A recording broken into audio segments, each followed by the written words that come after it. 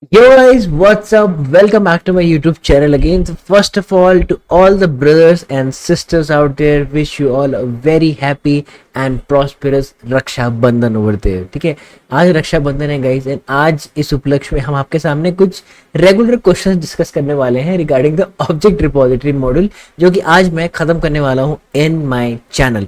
Let's get started and let's discuss some best practices also while discussing all those 10 important object repository questions which can be asked in your examinations as well as in your interview as well. चलिए, let's start. So first question: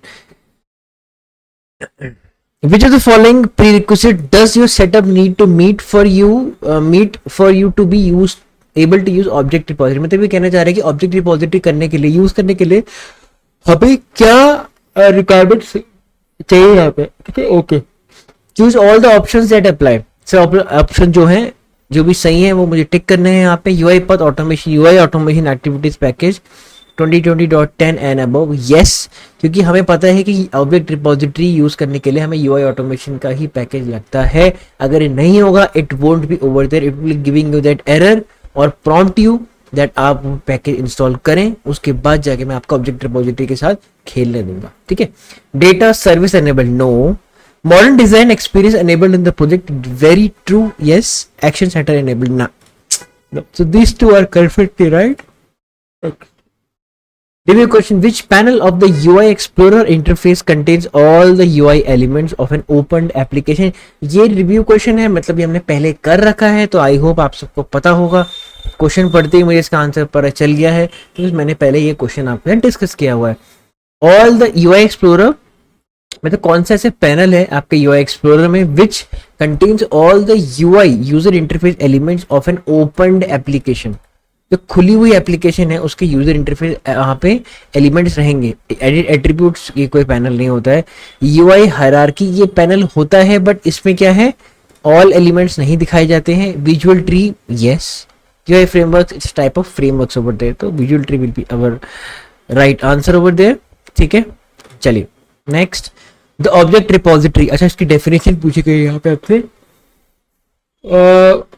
Can load assets, queues, no. Is a persistent data storage service bring powerful no-code data modeling? नहीं.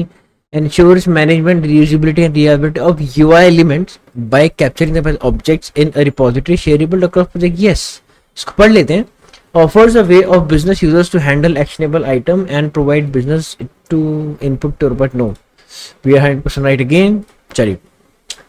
You are building a process type project using a UI library. मतलब हम एक process project के अंदर हैं और हम एक UI लाइब्रेरी बना रहे हैं. मतलब हम लोग, आपको समझ में आ गया होगा, हम लोग एक प्रोसेस के अंदर है, हमने UI लाइब्रेरी पहले बना रखी है, हमने मैनेज पैकेजेस से UI लाइब्रेरी को अपने प्रोसेस के अंदर इंपोर्ट किया है and we are building the project in the process using the UI library. ठीक है, bit confusing but I hope मैंने आपको अच्छे से समझा दिया. You have just added the library as a dependency. ठीक है, obviously.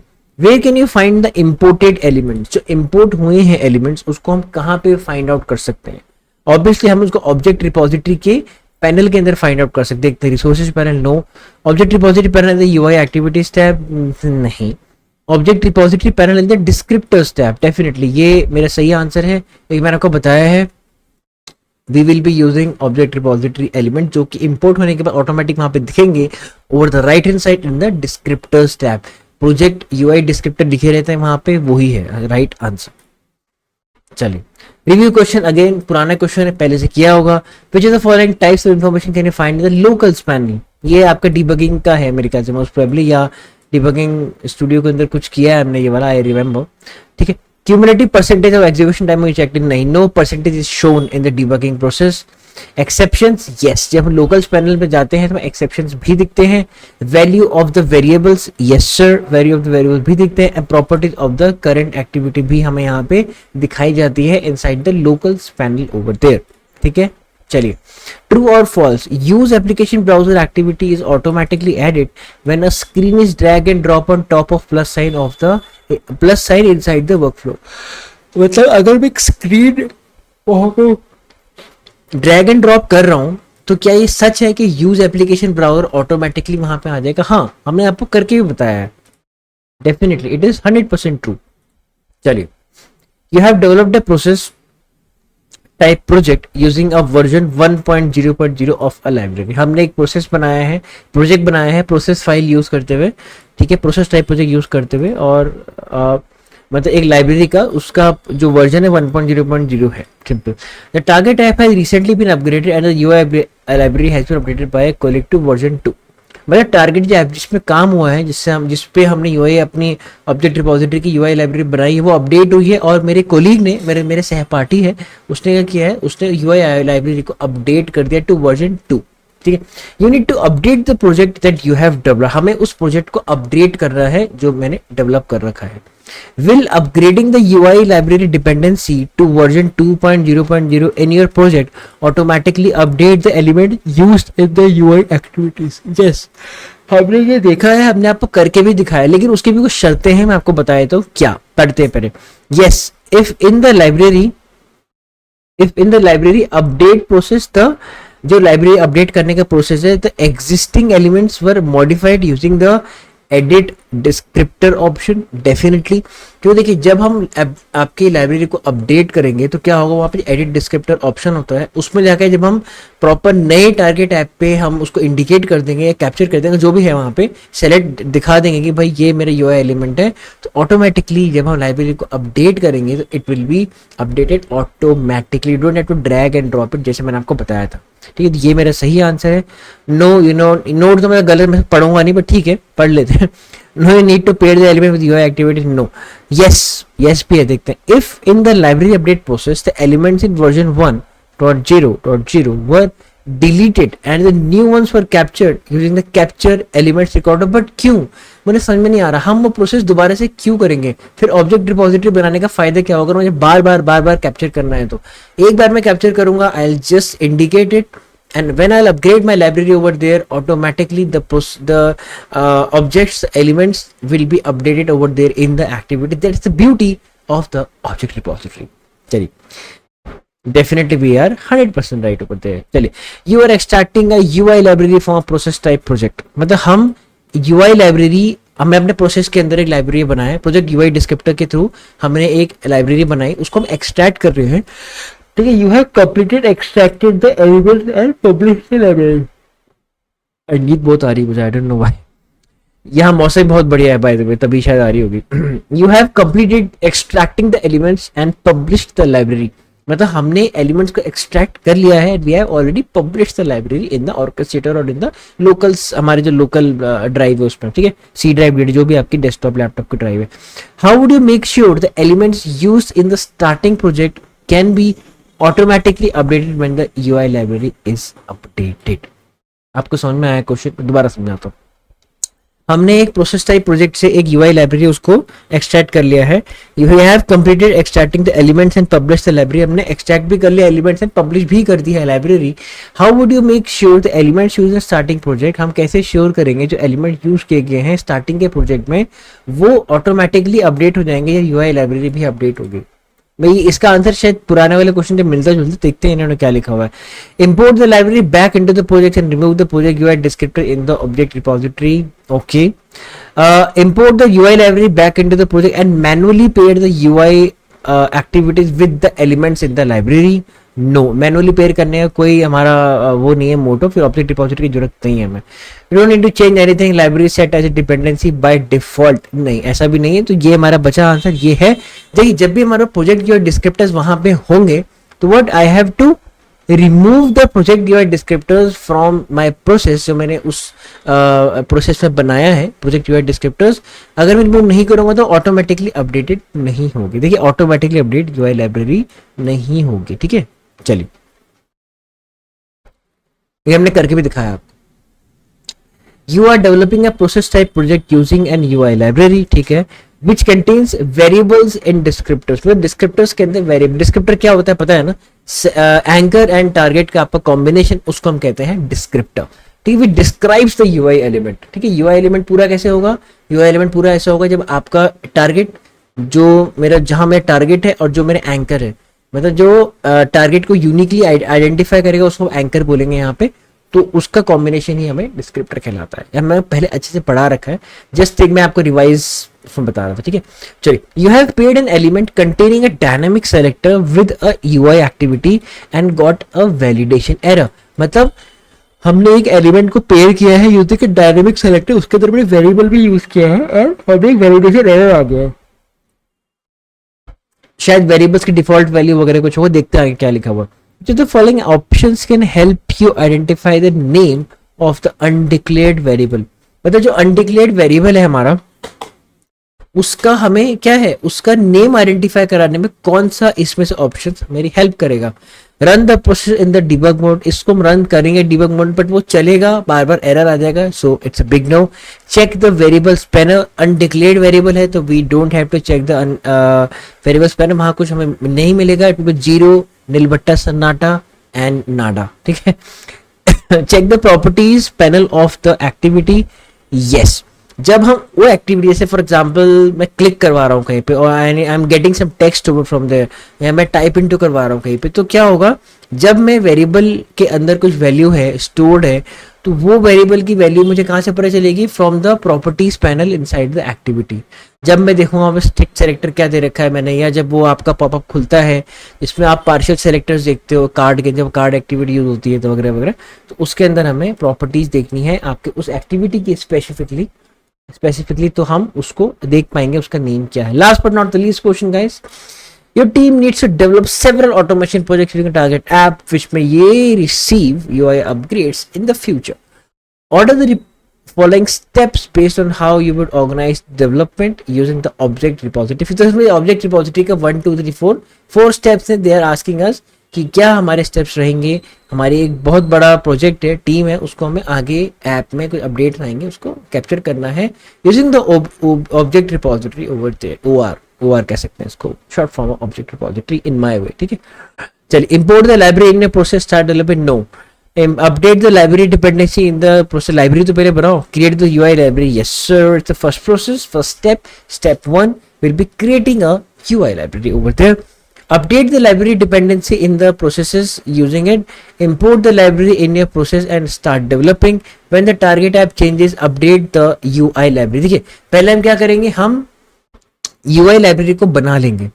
हमने UI लाइब्रेरी को बनाया, अब देखिए क्या कह रहा है, Import the library in your process and start developing. अब मुझे अपना प्रोसेस भी तो डेवलप करना है भाई। लाइब्रेरी हम क्यों बना रहे हैं, क्योंकि हमें प्रोसेस डेवलप करना है, कोई चेंज आए उसको अपडेट करें लाइब्रेरी में, अगेन उसको इंपोर्ट करना, ताकि मेरे जो एलिमेंट्स हैं, ऑब्जेक्ट्स हैं, ऑटोमेटिकली अपडेट हो जाएं।